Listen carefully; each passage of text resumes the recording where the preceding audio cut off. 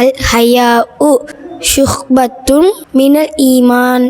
அல்லாஹுவின் தூதர் நபி ஸல்லல்லாஹு அலைஹி வஸல்லம் அவர்கள் கூறினார்கள், வெட்கம் இறை நம்பிக்கையின் ஒரு பகுதியாகும்.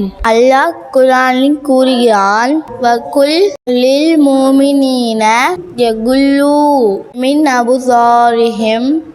நபியே, நீங்கள் ஈமான் கொண்ட ஆம்பளைங்களுக்கு சொல்லுங்கள், அந்நிய பெண்களை கண்டால் தங்கள் பார்வையை தாழ்த்தி கொள்ளட்டும். வகுல் லில் முஃமினாத்தி யகுலுல்ன மின் அபுசாரிஹின்ன.